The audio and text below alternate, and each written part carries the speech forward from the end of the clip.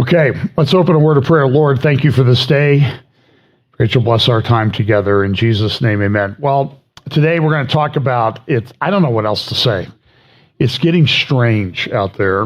I'll share a story in just a moment. These are the things that as sort of the grid that I use, acceleration, convergence, all these things that the Bible talks about in the prophetic scriptures are going to be happening quicker, more quickly,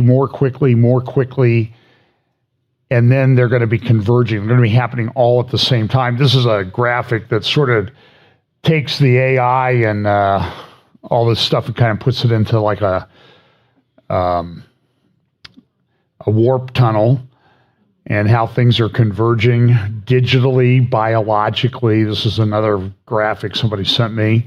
And we always use this as kind of a basis for what we talk about. And I heard, but I understood not. This is Daniel chapter 12.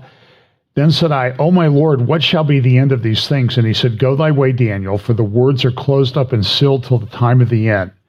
Many shall be purified and made white and tried, but the wicked shall do wickedly, and none of the wicked shall understand, but the wise shall understand. It also says in Daniel chapter 11 that the wise will instruct many. And so the point that we try to make each week is I think we should be looking at these things. We should be looking at the prophetic scriptures.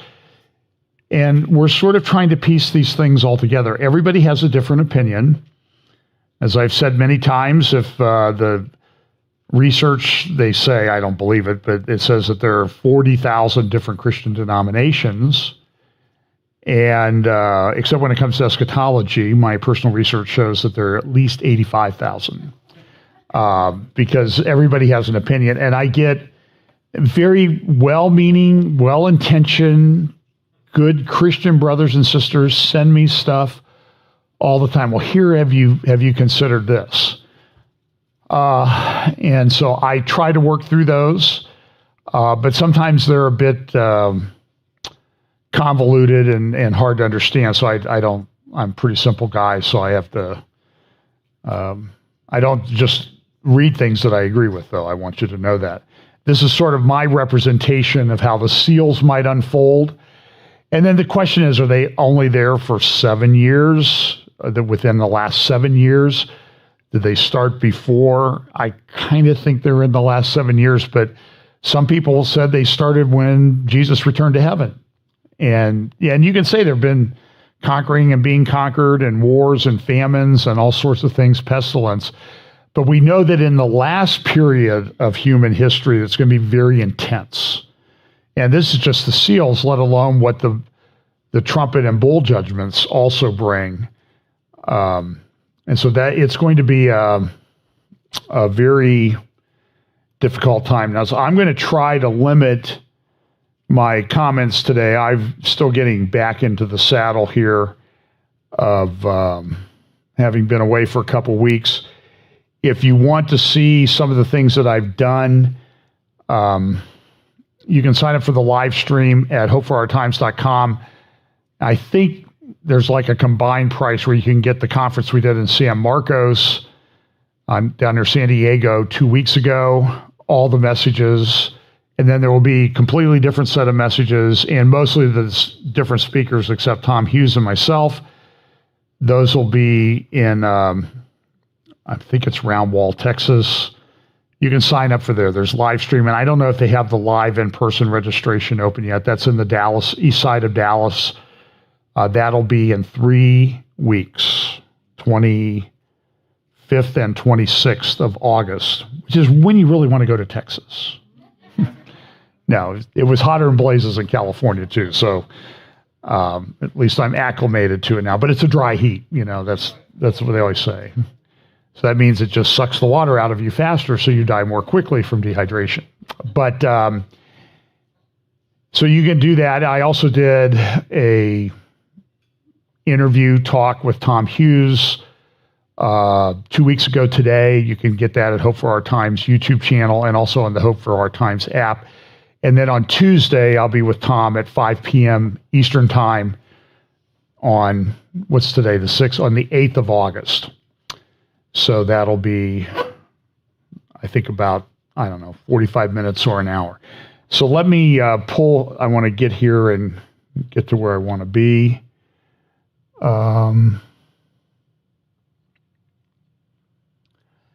So I'm going to talk a little bit about Israel and judicial reform, and I'll talk a little bit. Actually, I need to get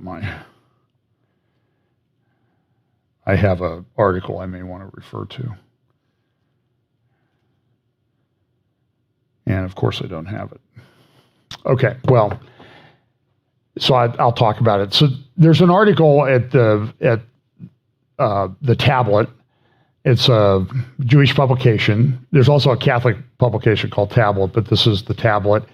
And you can get free articles there. There's a guy named Tony Badran.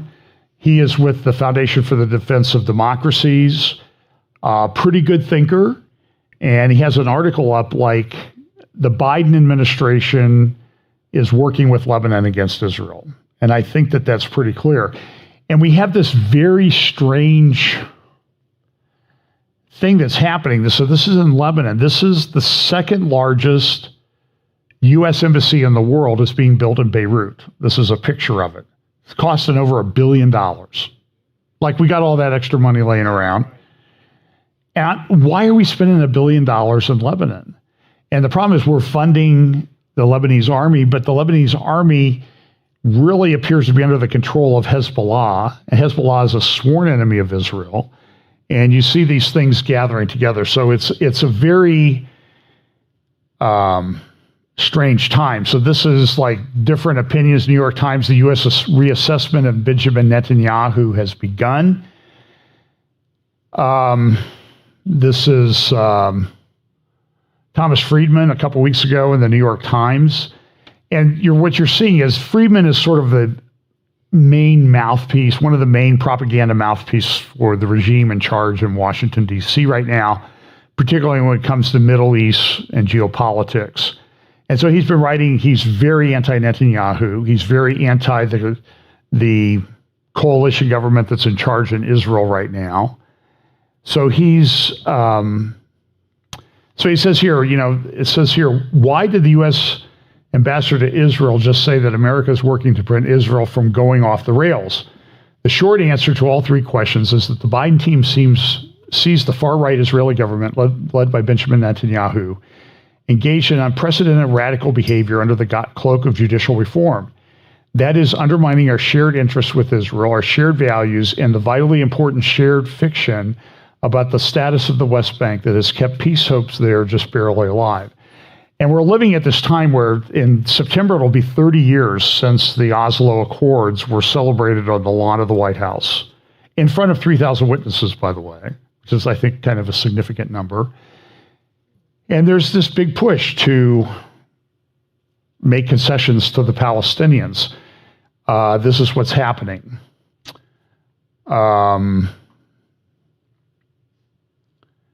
And so there's these threats that keep coming from Nasrallah and Hezbollah to fire rockets against Israel. They keep talking about the rockets that Iran has there, maybe hundreds of thousands, some good, some bad, some guided, some not. But then Iran is also making a lot of drones now in both Russia and elsewhere. They're supplying Russia with drones for use in Ukraine. And the question is, they're eventually going to turn those on to Israel. And I'll talk a little bit more about that in just a moment. So I got to get to my starting spot here. Let's see. Some of this I talked about. I'm going to talk about AI near the end of this.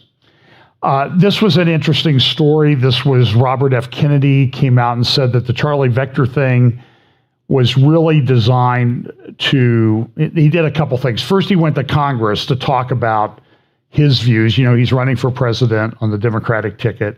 And he's a radical leftist, okay? I would call him a liberal, sort of like Alan Dershowitz, in that they're very liberal politically. They'll never vote for almost anything that I would think would represent conservative values. But you can talk to them. You can have a dialogue with them. You can discuss things with them.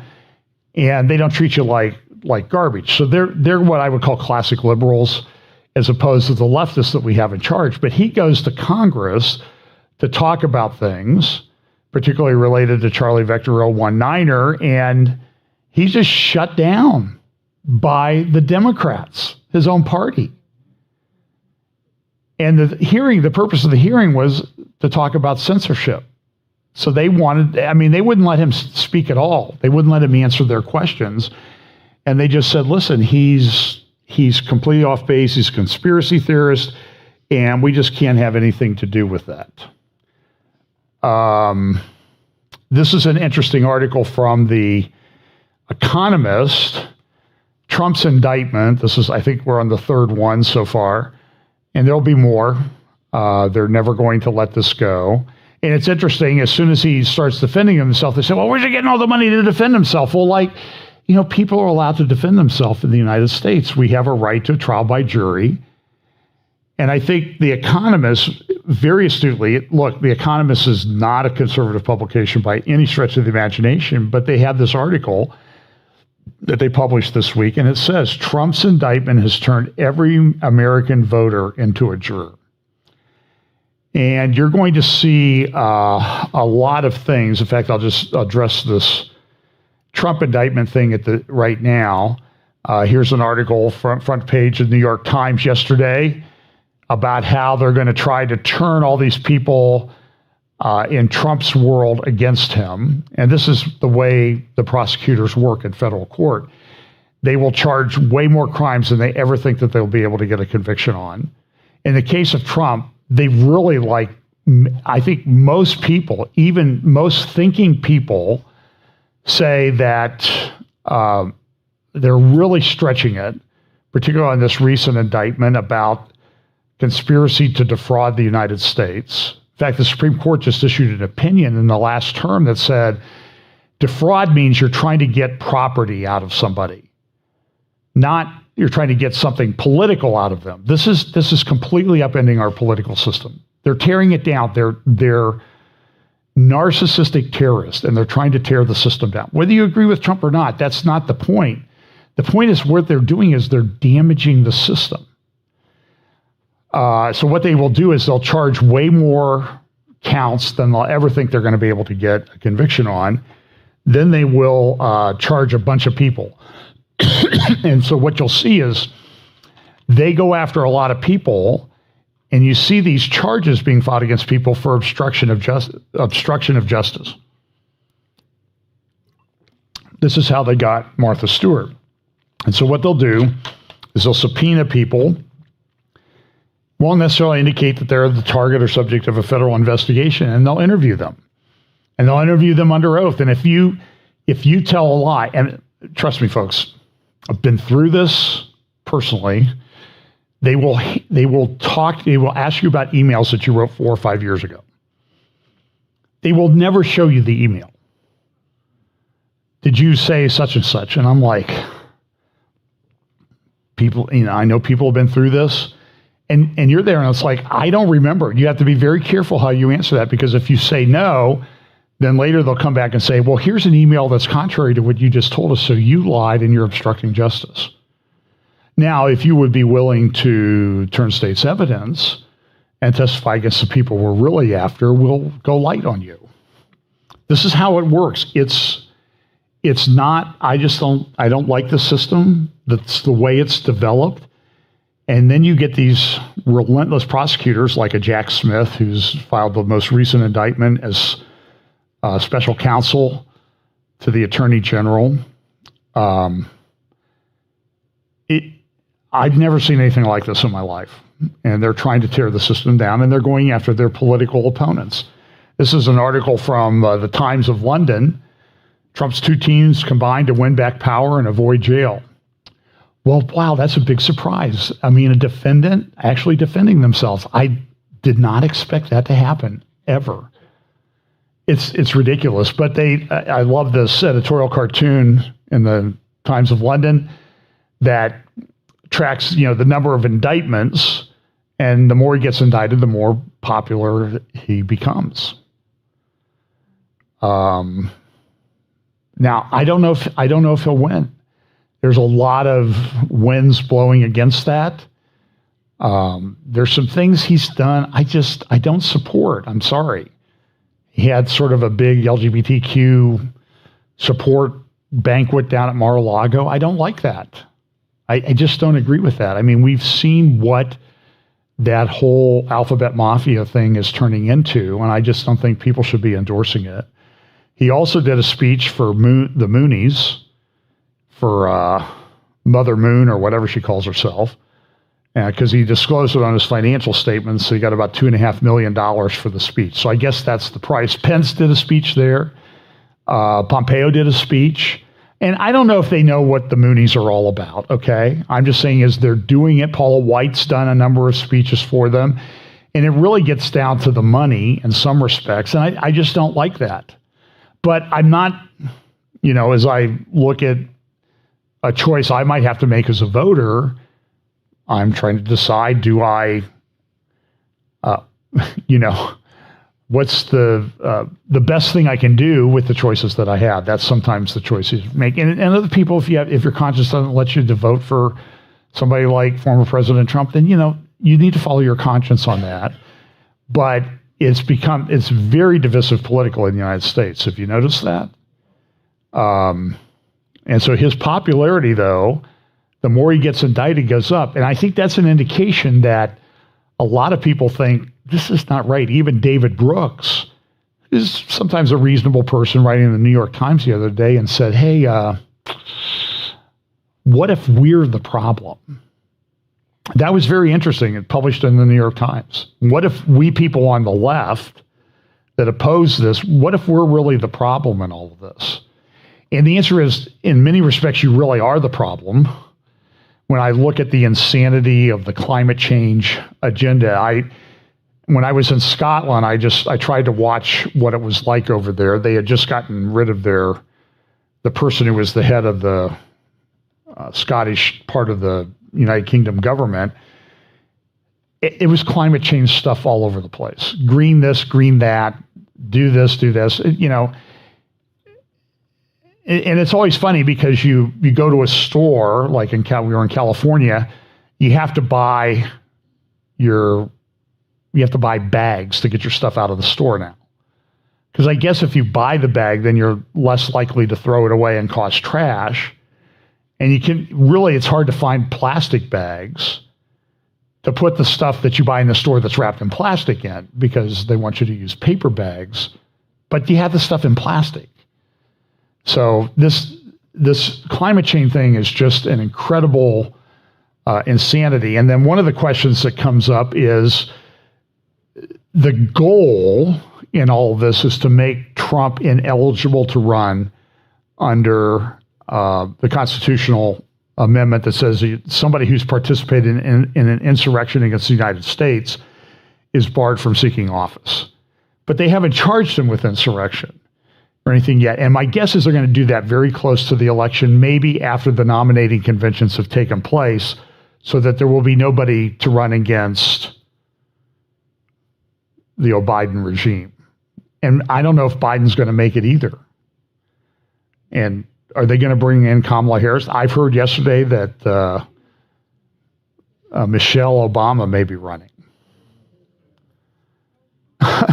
That's a very positive vote of acclamation there from the church here. I don't know. I mean, is it Bobby Kennedy? I don't think he'll make it either. They're going to try to destroy him. This is a graphic from the Wall Street Journal of all places, where they have an article about, the founding fathers really didn't think about somebody like Trump. But when you read the article, it's very interesting. They go into Thomas Jefferson's conflict with Aaron Burr. Aaron Burr ran for president against Thomas Jefferson. And what happened in the election? They actually tied in electoral votes. And back then, the first person in electoral votes got the presidency, and the second person got the vice presidency. So Aaron Burr, they had to go to the House of Representatives, and I don't know how many votes they had before the logjam finally broke. Aaron Burr and Thomas Jefferson did not get along. It was extremely nasty. You remember Aaron Burr? Interesting story. His father was the president of Princeton University and got sick and died when Aaron Burr was like a year old. Aaron Burr's grandfather then became president of Princeton. I think I have the scenario right. Do you know this? An interesting part of American history. Burr's grandfather who became the next president of Princeton after Aaron Burr Sr., was his grandfather, Jonathan Edwards, the Puritan preacher from Massachusetts. So very interesting, but I think Jonathan Edwards died not too long after that, and Aaron Burr ended up in politics and eventually was tried for treason, but found not guilty. Jefferson claimed that he was leading an insurrection in the West to have people secede from the Union. And Jefferson resisted producing letters. He produced letters. He was tried for treason, and the presiding judge was Chief Justice John Marshall of the U.S. Supreme Court. And Marshall said, "You've not proven your case. These letters don't prove this. Burr's not guilty." And then Jefferson wanted to impeach John Marshall to get him off the Supreme Court. So very, very nasty stuff in the beginning parts of our thing. So this nastiness in politics goes all the way back. So this Wall Street Journal article talks about, did the founding fathers really anticipate somebody like this? And the answer is, I don't think they anticipated somebody weaponizing the justice system against them. That's the thing that's the question ought to be. Whether you like him or not, this is a very troubling time and thing to watch. So it'll be interesting to watch that. And there's a lot of parallels between what's going on here and what's going on in Israel. Another thing that I've talked a lot about is, and I'm going to kind of jump around geopolitically and culturally and everything here, global fertility has collapsed with profound economic consequences. This is an article from a couple months ago in The Economist. And I've talked a lot about this. The West populations are collapsing demographically. Now, how quickly they're going to go, but let's say the Lord doesn't come back for 50 years.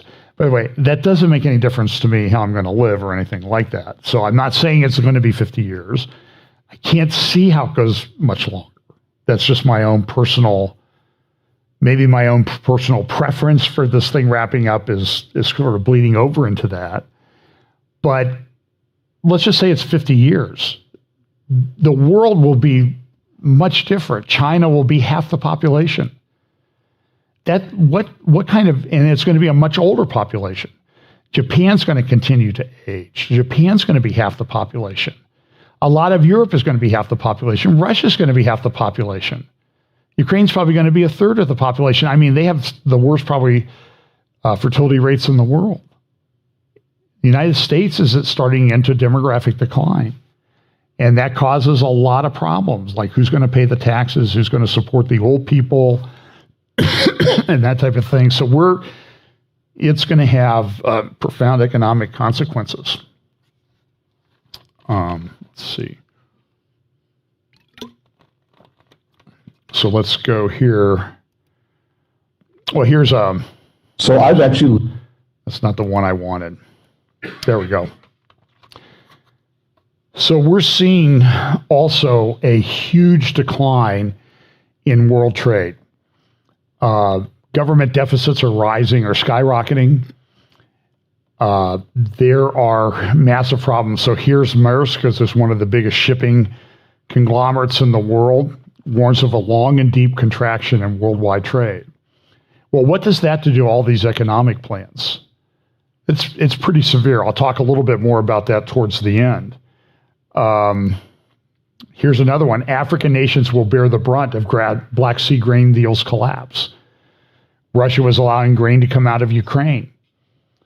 And now the deal collapsed in part because, the final nail in the coffin seemed to be the attack by somebody, probably Ukraine, on the Kerch Strait Bridge that was damaged last fall. And the rail part of that is still not reopened. And there was another attack on the bridge deck where the truck and car traffic go. And that's going to have a big impact. And Russia didn't like that, so they've been bombing Ukrainian grain facilities along the coast, all the way from over near the Danube River to Odessa. And effectively, they have probably removed Ukraine as an agricultural producer to the world for maybe a generation. That's going to have a huge impact. I mean, a lot of countries rely on foodstuffs out of Ukraine. And so it's going to cause inflation, it's going to cause shortages, and the African nations may bear the biggest brunt of that. Russia or Saudi Arabia has stepped in, and they're holding peace talks for Ukrainian peace, but they haven't invited Russia yet. But they had a bunch of countries show up in Jeddah just this week. I have a fly up here, so if I look like I'm swatting at the air, it's not. And I'm not. Where's Obama when you need somebody to snatch a fly out of the air? He was pretty good at that, as I recall. So Tom Friedman wrote an article in the New York Times recently about Biden's trying to make this peace deal between Saudi Arabia and Israel, sort of like an Abraham Accords, bring them into the Abraham Accords. It's become a big deal. Just listen to a little bit of the article that Friedman wrote last week. For the hundreds of thousands of Israeli democracy defenders who tried to block Prime Minister Netanyahu's judicial coup on Monday, the stripping it'll be 2 weeks ago tomorrow, the stripping of the Israeli Supreme Court's key powers to curb the executive branch surely feels like a stinging defeat. I get it, but I don't totally despair. Help may be on the way from talks between the United States and Saudi Arabia. Yes, you read that right. When I interviewed President Biden in the Oval Office last week, my column focused on his urging Netanyahu not to ram through the judicial overhaul without even a semblance of national consensus. Because, of course, the Democratic Party here in the United States, they always only pass legislation when they have the consensus of the other side of the aisle, right? Oh, I guess not. So these rules only apply to Israel, I guess. Okay, thank you, Tom. The president is wrestling whether to pursue the possibility of a U.S.-Saudi mutual security pact that would involve Saudi Arabia normalizing relations with Israel, provided that Israel make concessions to the Palestinians that would preserve the possibility of a two-state solution. So you're going to see this big push by the United States. We got to have a two-state solution. And the whole thing is a fraud. There's already two states. We have the state of Israel. We have the state of Jordan.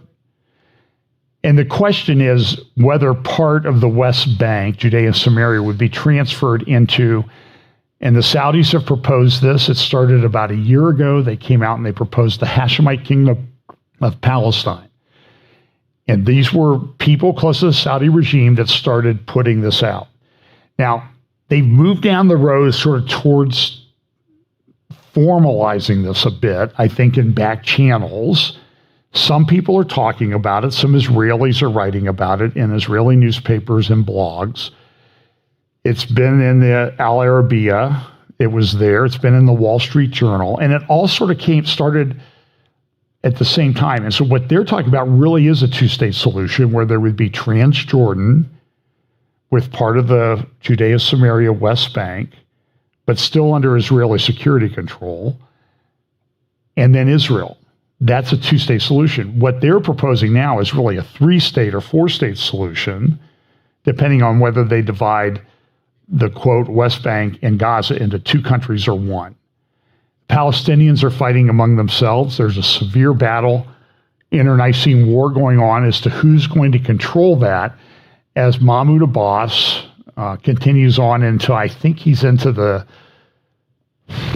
13th or 14th year of the four-year term that he was elected to back in 2004. Maybe it's the 16th year of his, I don't know. He's been around a long time and he's getting old. He was in China recently, was sick there. And so you hear these reports. He's dying. He's going to die any day now. I'll believe it when I see it. But anyway, Friedman's article continues. After discussions in the past few days among Biden, his national security advisor, Jake Sullivan, Secretary of State Anthony Blinken, and Brett McGurk, the White House official handling Middle East policy, Biden has dispatched Sullivan and McGurk to Saudi Arabia, and they went there at the end of last week, where they arrived on Thursday morning, it'd be a week ago Thursday, to explore the possibility of some kind of U.S., Saudi, Israeli, Palestinian understanding. The president still has not made up his mind to proceed, but he gave a green light for his team to probe with Crown Prince Mohammed bin Salman of Saudi Arabia to see if some kind of deal is possible and at what price. Closing such a multinational deal would be time-consuming, difficult, and complex, even if Biden decides to take it to the next level right away. But the exploratory talks are moving ahead now, faster than I thought, and they're important for two reasons. Now, when Saudi Arabia, when this sort of started hitting the press, Saudi Arabia came out and said, now listen, you got to settle the Palestinian issue. You got to make concessions to the Palestinian. There has to be a two-state solution in terms of Palestine, Jordan, and Israel. That's 3 states, but they call it 2 states. That's what it has to be. And part of that is because that's what the king wants. King Salman is still alive. He's feeble. He's frail. He's in his late 80s.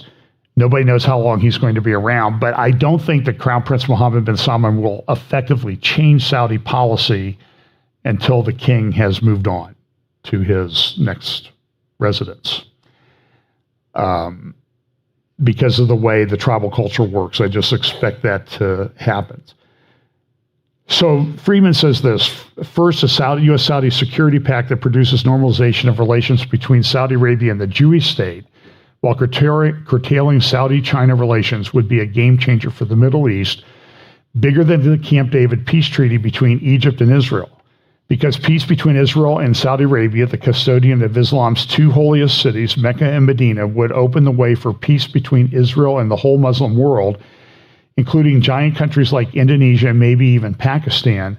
It would be a significant Biden foreign policy legacy. Second, if the United States forges a security alliance with Saudi Arabia on the condition that it normalize relations with Israel and that Israel make meaningful concessions to the Palestinians, Netanyahu's ruling coalition of Jewish supremacists and religious extremists would have to answer this question. You can annex the West Bank, or you can have peace with Saudi Arabia and the whole Muslim world, but you can't have both, so which will it be? Now, this is interesting that this is all coming up at this particular time. I think this is probably doomed to failure, but we all want peace. We all want the semblance of peace, but we understand that it's the semblance of peace which may be very significant from a Bible prophecy standpoint. He says this: I'd love to see Israel's far-right finance minister, Bezalel Smotrich, go on Israeli television and explain to Israel why it is in Israel's interest to annex the West Bank and its 2.9 million Palestinian inhabitants. I don't know that that's true. That's maybe based on trumped up numbers. Forever, rather than normalize ties with Saudi Arabia and the rest of the Muslim world. The Saudi-Israeli peace could dramatically reduce the Muslim-Jewish antipathy born over a century ago with the start of the Jewish-Palestinian conflict. But you can't take Iran out of the picture. You have to work things out with Iran. So here's Friedman, and to understand the way Friedman talks, here's a little video interview that he did. You'll see Hebrew subtitles, but listen to how he describes how he views people on the right side of the ledger in Israel. So I've actually lived for just under 5 years in 2 countries right next door to each other in the Middle East. I lived in Beirut, and then I lived in Israel from 1984 to 1988. Actually, both my daughters were born in Hadassah Hospital. They have many, many differences, but they are identical in one very fundamental way.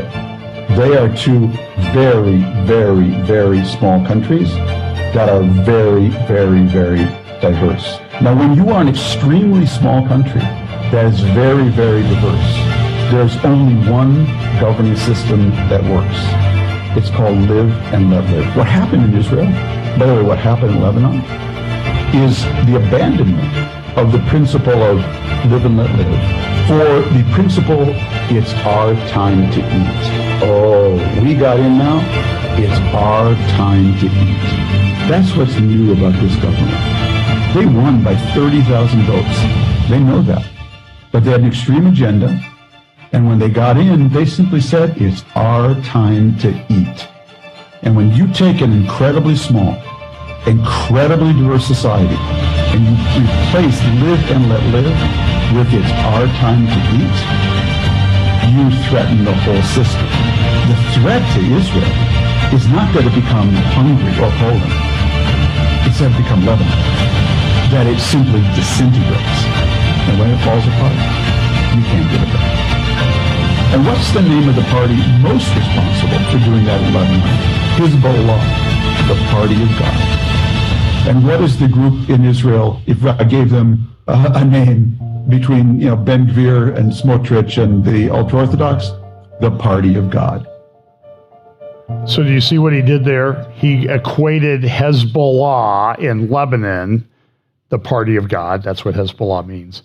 And then the people in the right-wing, religious, Zionist, ultra-Orthodox part of the coalition as the party of God. He's made a equivalency there.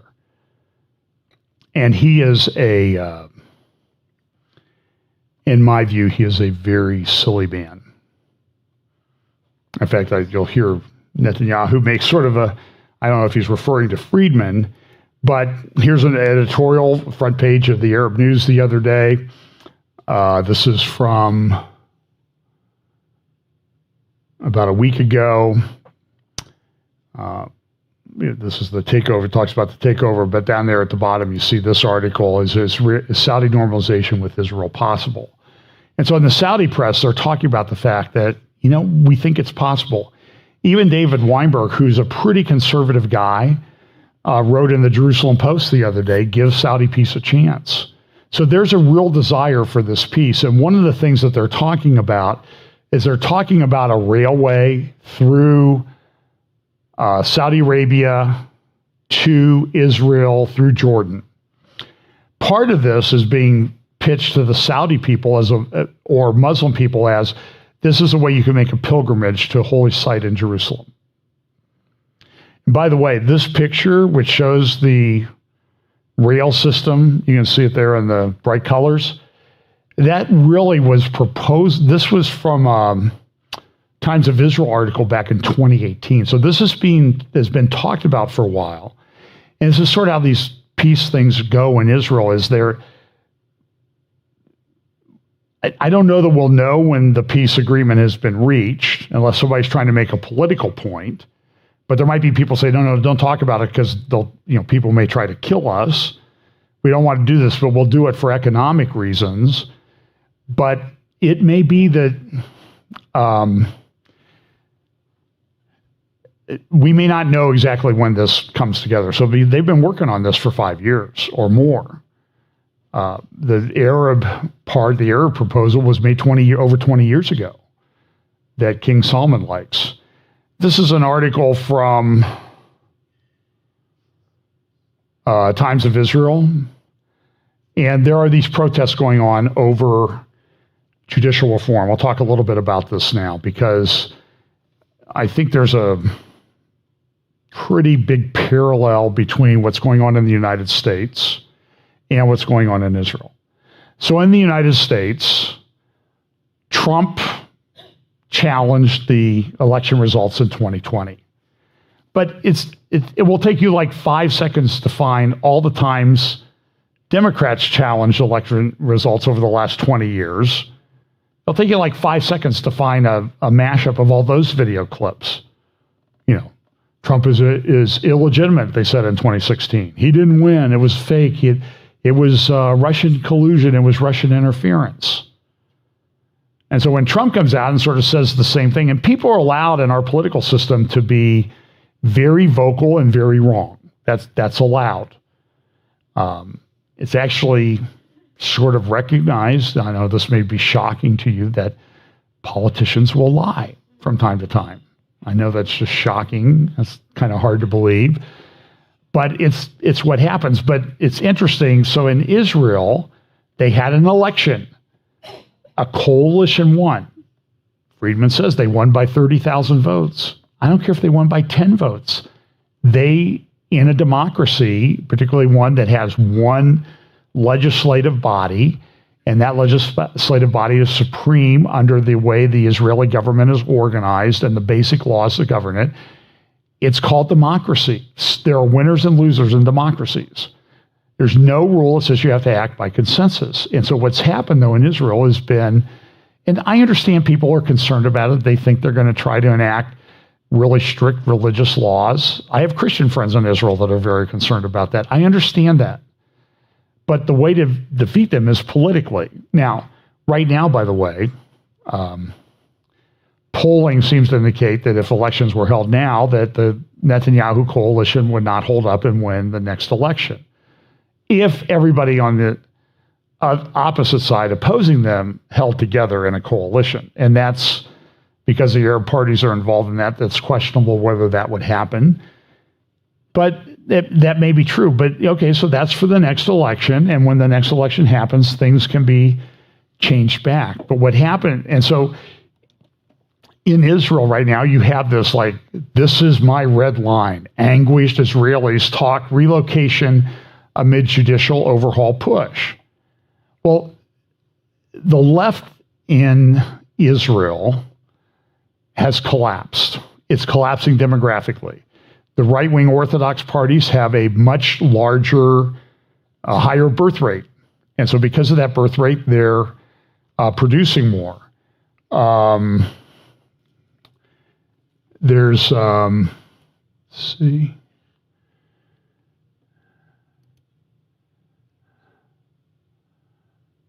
Okay, here's the article that I want to talk about.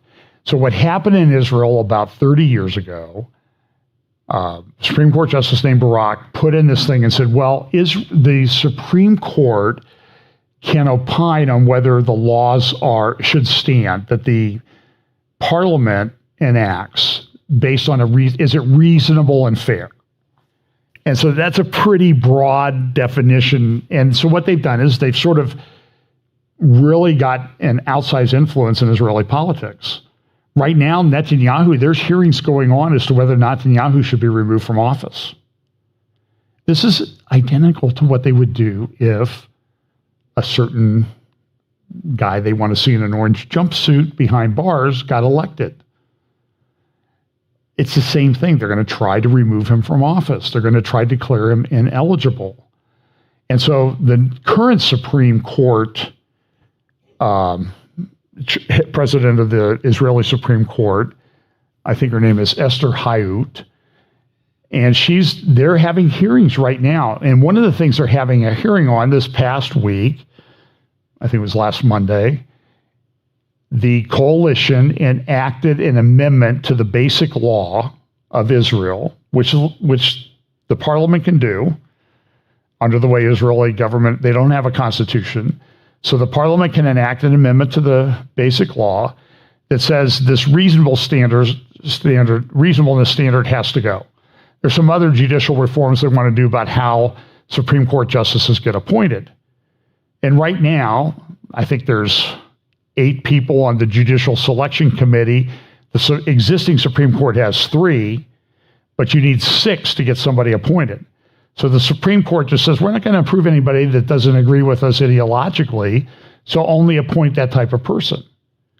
Then they bring these trumped up, for lack of a better term, trumped up charges against Netanyahu on bribery and that type of thing. And they say, oh, Prime Minister Netanyahu, you have a conflict of interest because you're a defendant in criminal cases, which may last 5 years.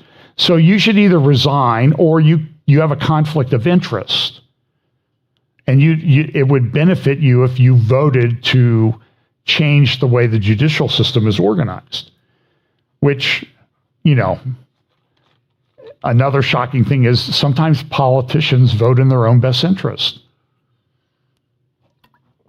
Like, Nancy Pelosi, she of the ripping up Trump speech at the State of the Union that year, whose net worth has increased by $140 million over the last 15 years on a public servant's salary. Oh, well, her husband's just a good investor. Baloney, okay? It just seems, and it's happening on many levels. So here's Haaretz this morning, or Friday, High Court rips incapacitation law on hearing. So they enacted a law said that Netanyahu is not incapacitated. And so the Supreme Court is saying, well, we don't like that. We're going to rip it apart. Look at the imagery that they use in this editorial. You see the sneaky people behind the Supreme Court justice, and she's kind of lionized. There's this from Haaretz, Friday or today, far-right ministers may reject the High Court ruling. So there's questions. They're asking people, would you go along with the ruling of the Supreme Court if it struck down the reasonableness reform legislation that you just passed? And Netanyahu's been very coy. He's not answered it. Probably the best article I've seen on this, and you can get her article at jns.org. But listen to some of this. Friday morning brought the first piece of good news from Israel's Supreme Court in years. Yediot Aharonot's top headline declared the Supreme Court Justice Esther Hayut intends to resign if the Knesset passes Justice Minister Yair Levin's judicial reform package. Hayut's stewardship of the court over the past 6 years has been disgraceful and destructive to both the court and the state of Israel. The Hayut court dropped even the pretense of judiciousness. Hayut cast the court on a course of ideological radicalism and politicization has no parallel anywhere in the world. By the way, having read a lot about this, I agree with Caroline. She's right. This is egregious abuse of power. And the people that wanted to continue say, well, you're trying to change it by a democratically elected parliament. You're anti-democracy. And wait a minute, this is insanity. Listen to this. And I'll give Caroline credit for digging this out. Hayut's radicalism was well known in the legal community. She wasn't then Justice Minister Ayelet Shaked's first choice for the court's top slot, but Shaked had no say in the matter. Israel's current judicial selection process protects justices from accountability to the public and its elected representatives. Supreme Court justices have a veto over nominees to the court. I'll just explain to you how that works.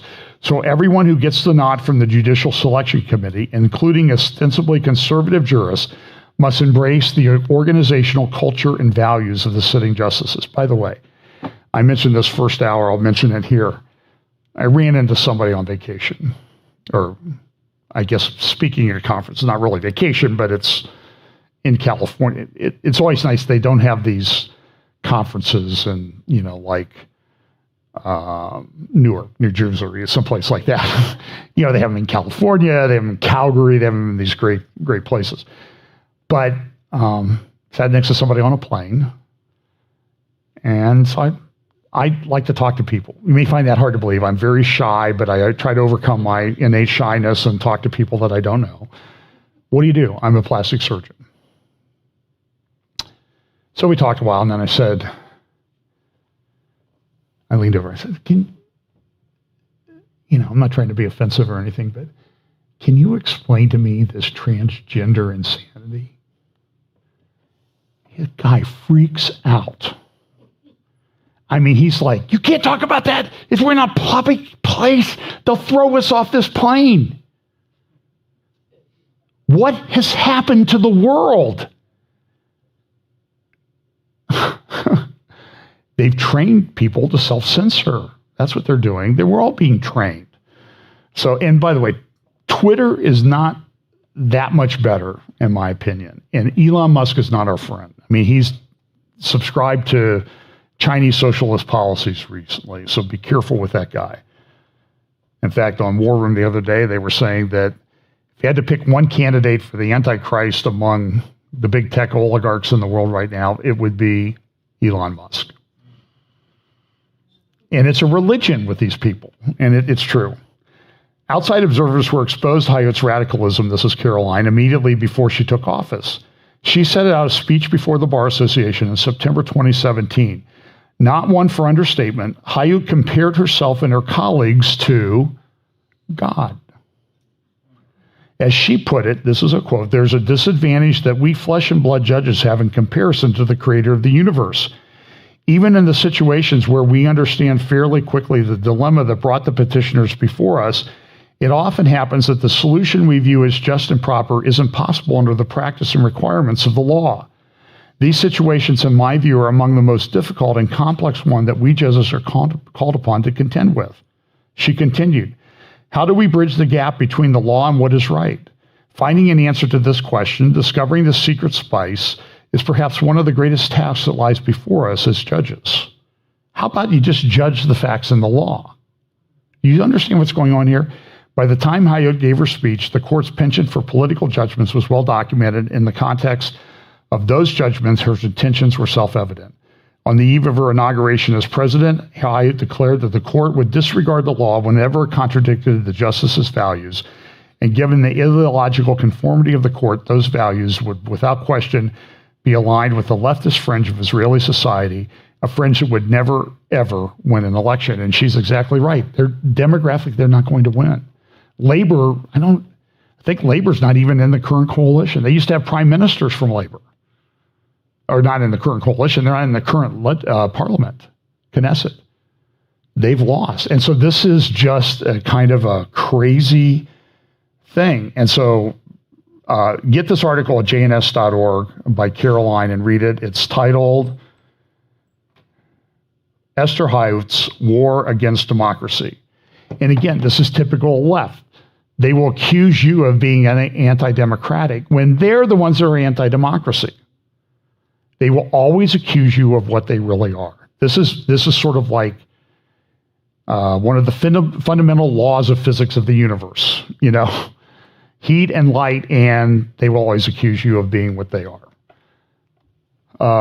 And so Israel, they talk about should they have a constitutional convention, and they've not had on the left there. That's the Declaration of Independence of Israel, and they talked about having a constitution, but they never got around to it. By the way, David Ben-Gurion, who was a leftist, by the way, he said, you can dig up some of his quotes about what happens if the judiciary gets out of control, and he said, you can't let that happen. You can't let the judges get control of everything. This is a democracy. The parliament is supreme. And so people, I mean, they're tearing down the structures of society. You have reservists that don't want to serve in the army. So it's a big problem. So now people said, this is, by the way, this sort of came out, natural gas exports could change the government's trajectory. And they entered into this agreement with Lebanon about some disputed areas in the Mediterranean, and it's going to result in billions of dollars going to Hezbollah. But listen, I've talked about this a lot, and there's just not, I mean, these are major gas finds. They're not the biggest on the planet by any stretch of the imagination. They are significant. Israel compromised under the Lapid government and never really brought it up to a vote. They just did it. But the problem right now is Israel can't get the gas to market. They either need a pipeline or liquefied natural gas facilities, and those are a couple, 3 years away at best. Our government interfered in the pipeline and said, no, we don't do pipelines anymore. We're getting away from hydrocarbons. A guy you should follow is a guy named Dave Walsh on Getter. This guy is brilliant on energy. And he was talking about in Florida, the Public Utilities Commission is approving renewable solar, batteries, wind for energy. But the problem is they only work about maybe 20% of the time. How many hours of the day, or how many days do you only need power 20% of the time? Probably zero. You need continuous on, but Walsh is saying the way Florida's trajectory is going is their costs were up 29% in the last 2 years, utility costs, and that if this continues, they're going to soon reach the point where 40% of the power supply is this solar, wind, stuff that only operates part of the time, which means they're going to be it gets a little bit warm in Florida in the summer, if you've ever been down there, and you really need air conditioning to function and survive. You need a continuous on power source. And we have all this natural gas and all this oil in the world. The United States could be the leading producer of gas and oil in the world, even above Saudi Arabia. But it's like there's an intentional part of the government that's destroying it to try to change things. And they're doing a pretty good job. But in this, when we interfered, Amos Hochstein, he came in and said, oh, no, we can't build a pipeline. It's too expensive, and we don't do those things anymore. Then, lo and behold, Amos Hochstein's former company, which does liquefied natural gas out of Houston, said, hey, we got all this natural gas. Liquefied natural gas we can sell to Europe at a much higher cost, but we'll make money. So his former company's making a lot of money. It's very interesting how that works. I'm sure it's just a miracle of coincidence. It's very corrupt. This is an article in today's Al Ghad newspaper from Jordan. And what's the title? Dozens of settlers storm Al-Aqsa. Look at that. I mean, isn't that just frightening? Those people walking around. I think a couple of them have water bottles. My goodness. And this is the propaganda that you see all the time. I'll try to comment on this another time. There was this fox that was discovered. These are along the southern wall of the Temple Mount, and people think it's significant. There's some prophecies that talk about the fox. And a lot of the people who are in support of building another temple, they're like, this is prophetically significant. They also have the red heifers. They're putting a couple of them up at Shiloh. They expect 1 million people a year to go see them. And they're getting close in age to where they could be sacrificed as a red heifer, which is, most people think is needed for purification rituals for the next temple. And a question when you get this about this temple, Emilio says, well, we don't need a temple. And look, I know all that. I know all the theological arguments. I'm just talking about what I think the scripture says is there's going to be a temple. And I think if you look at Isaiah 63 verses 17, 18, 19, it says when they possess this place, they possess it for only a short time. And so there's a lot of Muslim scholars coming out and saying, no, the Temple Mount's really not that important to Islam. Now, it's important to Islam because they control it, but it's not where Muhammad did his night journey. This is a new book out. This is in Haaretz Friday. The U.S. needs to move on from Israel. And I think a lot of Israelis are starting to come to the notion that we don't really need the U.S. aid. It's just not good for us, particularly with a regime like the Biden regime that is there now. And I would highly recommend that you watch Caroline's interview of David Wormser, one of the best geopolitical analysts, I think, this week, where they talk about, should Israel give up U.S. aid? And they make a very compelling case, bringing out a lot of history, things that you may not know about. Very important interview for you to listen to. Here's again, this is the Times of Israel. 28% of Israelis considering leaving the country. Weighing a move abroad is what they say. Of course, then that gets into the Times of London, and it says, Israel's radical judicial reforms prompt a middle-class exodus. There have been people leave, which I think would be good for the ruling coalition, saying, hey, well, those people may not be able to vote the next time. I don't know if they'll be able to vote or not. Iran even came out and criticized Israel for using an iron fist to suppress protesters. This seems to be the height of democracy. Here's a short interview with Mark Levin, Prime Minister Netanyahu, last Sunday on Levin's show on Fox. Prime Minister Benjamin Netanyahu, don't you find it odd, all these other countries trying to interfere in your internal affairs on behalf of a judicial oligarchy, which is really anti-democratic, while in many of these other countries, their leaders are trashing their courts and their Supreme Courts left and right all the time?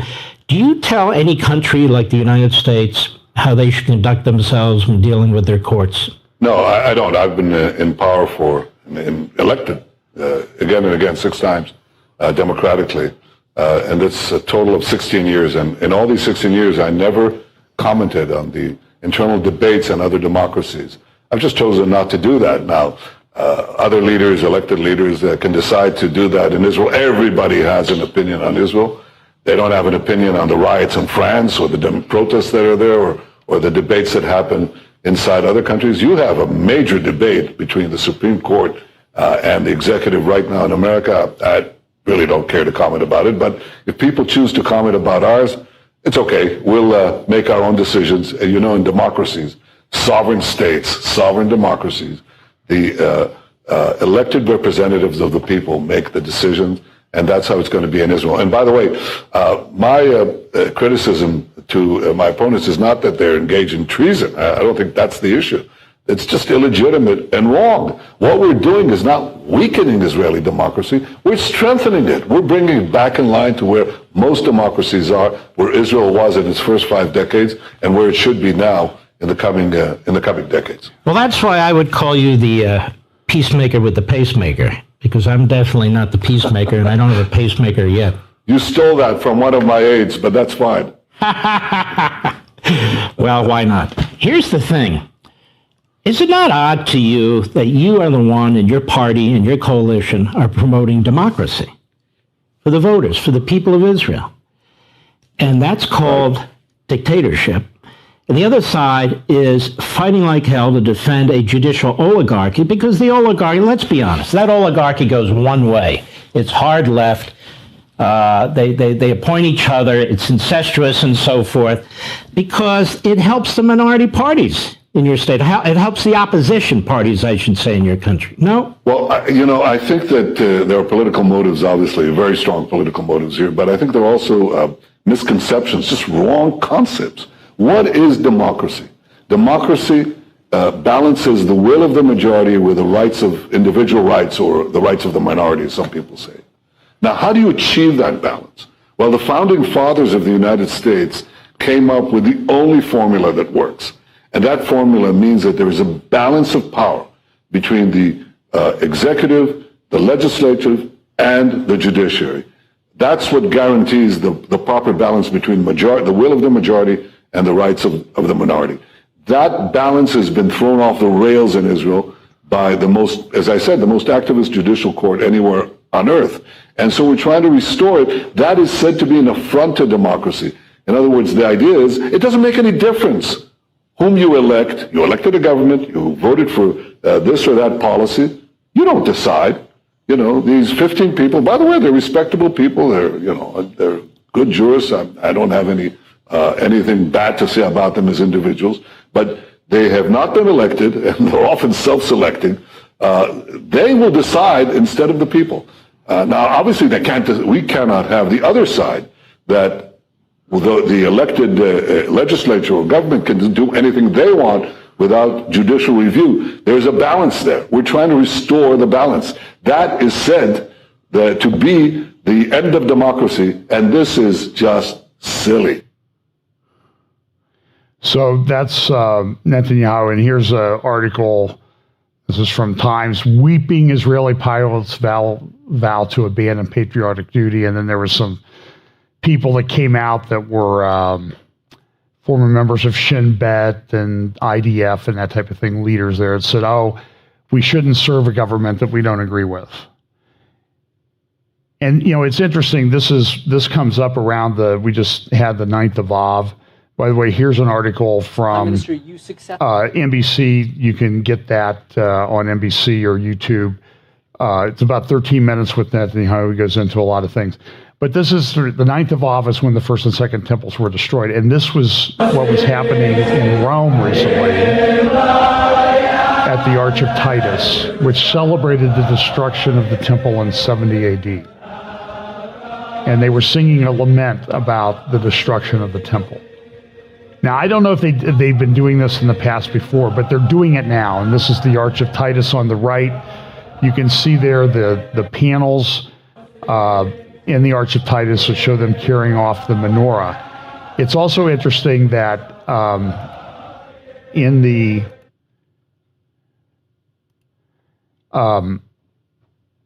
there's another thing that happened on the 9th of Av back in 2005. And prior to this happening, the Sharon had been convinced by the Bush administration that Israeli settlements within Gaza should be evacuated. There were 21 of them. You can see them in the blue areas there in Gaza. And there were Israeli soldiers pulling Israeli Jewish citizens out of their homes. And there was the IDF soldiers did what they were commanded to do in that situation. Now, when they're going to go fight Hezbollah that wants to destroy Israel, Iranian proxies in Syria, which is maybe happening very soon, they're saying, well, we're not going to serve because we don't agree with the government. This puts Israel at great risk on a geopolitical basis. In fact, here's a headline from the Jerusalem Post in 2005, Sunday, August 14th, 2005, which I believe was the 9th of Av. Gaza off limits to Israelis. And what's happened to Gaza in the meantime? Now they have all this problem. Here's another good article at The Tablet. I have a right to live in Judea and Samaria. Israeli settlers should not have to justify their existence. Malka Fleischer. I know her, wonderful lady, wonderful mother, great cook too, by the way, and very intelligent, very passionate Zionist, defending the right of Jewish people to live in Israel, particularly in the biblical heartland. And she and her husband Yishai, they moved to Israel many years ago, probably 20 years ago, and they've lived in like Bethel, they've lived in the Mount of Olives, they now live down in Euphrat, and they wanted to live in the biblical heartland because they believe that that's their right, their obligation, and the future of the Jewish people. So highly recommend that article.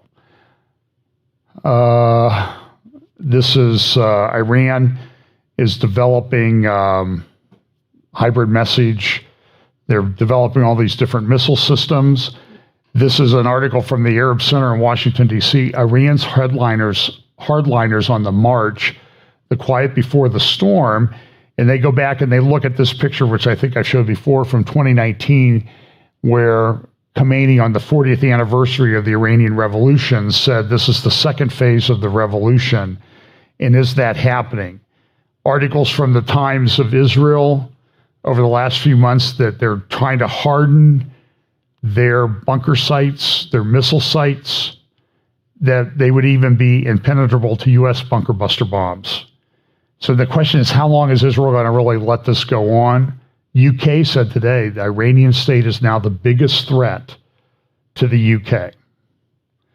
And they're developing, this is a thing on their hypersonic missile. And if you notice, when they announced this, they had I call it the Dome of the Rock bouncy house, the blow-up Dome of the Rock. And my hope is that someday, AI might be searching out there like, okay, what do they want to target? Oh, they want to target that thing. So we'll put that into the targeting instructions for that missile. And then the problem of the Dome of the Rock is kind of solved, at least temporarily. I don't know. Is it possible that could happen? Better believe it. There's also a great article on Alma talking about the development of weapons development industry in Syria. And the point of the article, I thought I had a quote out of it. Here's the report. And the quote of the article is this: according to Iran's foresee the CERS Center's vision as a growth engine for the development and production of modern conventional weapons based on Iranian technology on Syrian soil. Furthermore, the CERS Center operation shortens and saves the logistics of transferring weapons from Iran, which is more vulnerable to harm, disruption, and obstruction. Iran's major focus is to develop and manufacture precision missiles and rockets, cruise missiles, and unmanned aerial vehicles on Syrian soil using the CERS Center Institute 4000 infrastructure. You can go to israel.alman.org. Another thing that happened that was pretty significant was when North Korea was rolling out its missile show recently. There was Shoigu, the defense minister of Russia, there at the rollout, along with the Chinese defense minister, in North Korea, looking at the weapons that North Korea is making and threatening the West with. That was interesting. Tehran Times also talked about Africa rises from the ashes of neocolonialism like Phoenix. And so, as noted in the New York Times recently, there's been this band all the way across Africa, from Senegal all the way to Eritrea, Sudan, Chad, Niger, Mali, and since 2020, all of those countries there with the lines have had coups that have taken place in the last 3 years, including Niger this past week. The impact of Niger has some interesting things. It was largely French. French get about 25% of the uranium supply from Niger. They don't know if that's going to continue. The people who have come to power in these coups have been very anti-West. They've been supported in large part either before, during, or after their coup by the Wagner Group, which is still active. Prigozhin was seen with African leaders in St. Petersburg recently at a meeting, and African countries are saying, well, you better put the guy back in place that was in power before, or we're going to invade you. Now, whether they have the ability to invade or not, the point is that we're seeing this Russian-supported coups in all of these countries that are anti-West. And a lot of these countries, they have lithium, they have diamonds, they have things that are very important to industrial production and modern society, and Russia's trying to get a control over those. Sudan, from Arab News, Sudan is in a humanitarian crisis. And then this article from the New York Times talks about the waning influence of France. France is, and I saw some geopolitical analysis talking about this, and people talk about how will Europe come together and rise? This might be a way, because France is being booted out of Africa, and there's a statement that says this. One of the statements that have been said about France is that France has no allies or enemies, only interests. And so will this lack of influence in Africa now redirect France to join with the rest of Europe against common interests, like being against Russia and Ukraine and being against Russia and Africa? It might bring Europe closer together. Saudi Arabia has told its citizens to leave Lebanon. This was published by the Saudi Foreign Ministry, mainly because there's south of Beirut near Sidon, that name from the Bible. There is that little red circle up there, that's this refugee camp. They have refugee camps of Palestinians in Lebanon. They've been there for 70-some years, 75 years now. Why is that? Because they're political pawns. And that other red line down here at a place called Rosh HaNikra, you can see the city of Nahariya just south of that. North is kind of going up towards Beirut. There at the top, the border between Lebanon and Israel is heating up. And this is the third anniversary of this explosion that took place in Lebanon, in Beirut. And you can see the before and after shot here of the port area in Beirut. One of the largest, maybe I believe the largest non-nuclear explosion in human history, as a bunch of fertilizer blew up in a warehouse there, and they're still fighting about it. Here's that article I mentioned about Tony Badran. Israel and America are on opposite sides in Lebanon. And again, I would highly recommend that you read that. In Syria, you can see all these little dots. Those are Russian and Syrian proxies along the Syrian-Israeli border. Here's a little bit better close-up. You can see the Russian are sort of the red, white, and blue, and then the Iranian proxies are the other groups. And so they're gearing up for war. That's what's happening. Couple quick comments about AI. I'm going to do one of my talks or my talk in Texas, probably on AI and some of the developments. But this is a very interesting thing. The interesting thing about the world right now is everybody has their own apocalypse. Everybody's talking about the end of the world. It's all been this stuff. I don't even know what to do with it.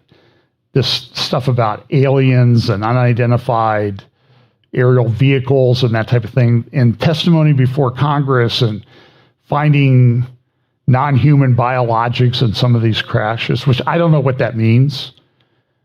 And,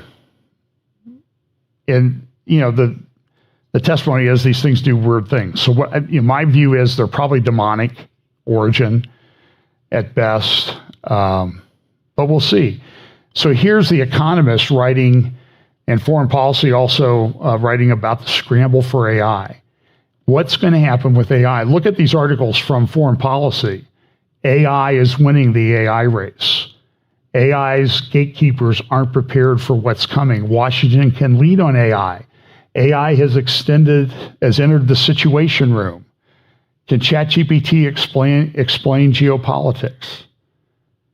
I think the Bible actually does a pretty good job on that. So ask ChatGPT what it thinks of that.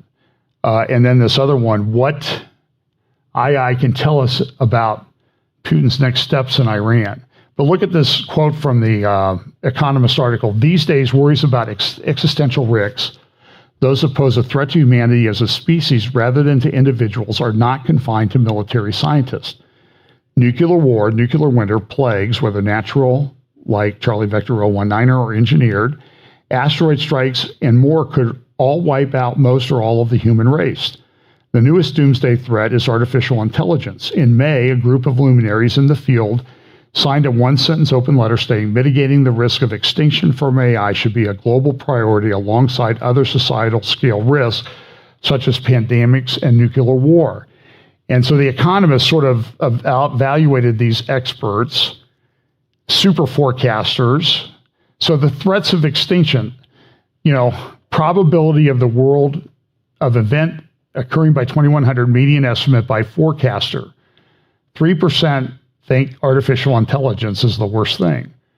Engineered pathogen is about 1/3 as scary. Super forecasters think it's not a problem at all. Nuclear, you see that, natural pathogen, and then non-anthropogenic, which means global warming, which even the experts don't think that that's a very big deal.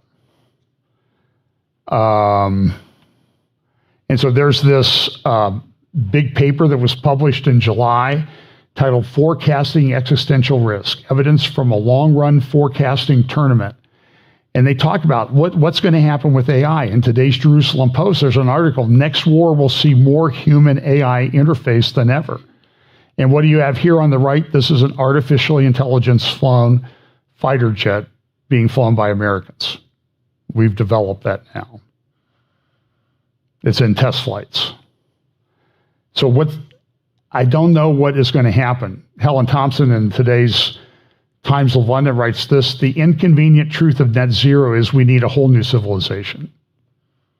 Yeah, big problem. And then, of course, we have the war continuing between Russia and Ukraine.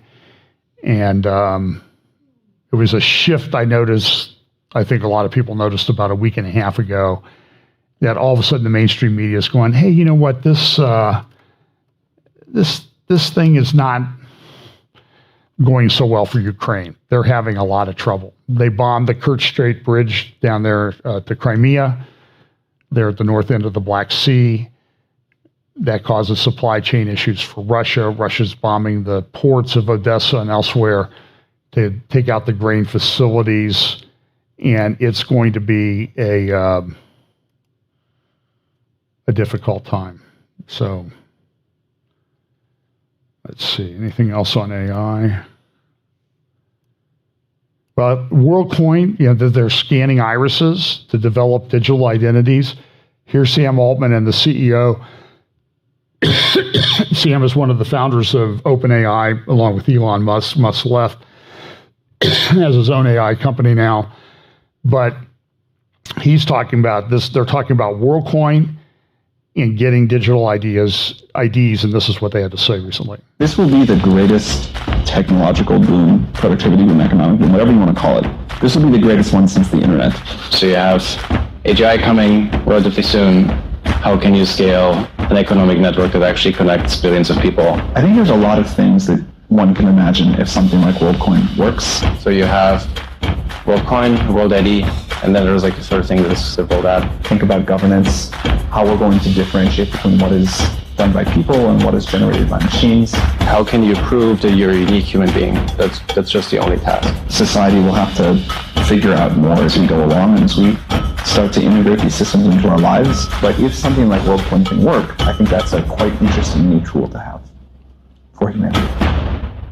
And so listen, this digital ID is coming. I think when I was talking to Tom Hughes recently, he mentioned he did an interview last Monday, I think, with Patrick Wood, who's spoken here a number of years ago. We know Patrick for a long time, and Patrick's big on technocracy and has a book, The Evil Twins of Technocracy and Transhumanism. Been writing about it for years, and I think he's right, but he made a point, Tom said during their little interview, that when this beast system comes into place, all of the infrastructure is going to be ready to go. And then they're just going to have to flip the switch. It's not like, okay, now we're going to decide what we're going to do. Everything's going to be ready to go. And we see so many directions that this is going, WHO, WorldCoin, other places to develop artificial intelligence. Now, this was an interesting article from ZME Science. Wi-Fi routers can see people through walls. Here's how it works. What they did was they took like a room with a camera and Wi-Fi signal. And they determined how the Wi-Fi signals act when people are in the room. Then they took the camera away and they're able to generate images like this just from the Wi-Fi. Do you understand the implications of that if somebody hacks your Wi-Fi? They can see wherever you are in the house. This is, so when Patrick Wood says that all of this stuff, surveillance and all the stuff that's going to be necessary for the beast system is going to be in place and then they're just going to flip the switch, this is Revelation 13 stuff that we're talking about. I think AI is involved in this. So listen, we live at very interesting times. You're going to see a lot of turmoil in the weeks, days, months ahead. It's the world that we live in. You know, get used to it. Man up. Stay in the Word of God. Trust the Lord. Stay in community with other like-minded believers. I don't know what's going to happen. I do know this. The price of food is going up. Pam and I went to a burger place, we did go to In-N-Out, but we went to another burger place just to sort of compare in California. We each got a burger, single patty, French fries or onion rings, and a drink. $32. Yeah, $32. You used to go get steak dinners for that. These were just burgers. And I'm like, whoa, how did that happen? But, $9, $10 for a burger, $3, $4 for a drink each, $4 for, boom, all of a sudden you're at $32. And you still there's no ice cream. I mean, come on. You got to go someplace else to get the ice cream, with another $15 probably. So anyway, although, praise the Lord, there are Handel's ice creams all over Southern California now. So best ice cream in America. So let's pray, okay? Lord, thanks for the day. We just thank you for your word. We thank you for the passage we talked about in Acts first hour, where it gives us ideas about how we need to be prepared to share the gospel when people meet people's needs and share the gospel with them. And just, Lord, we pray that you will give us those opportunities, especially at this time, especially as we see the day approaching. Bless us this week in Jesus' name. Amen.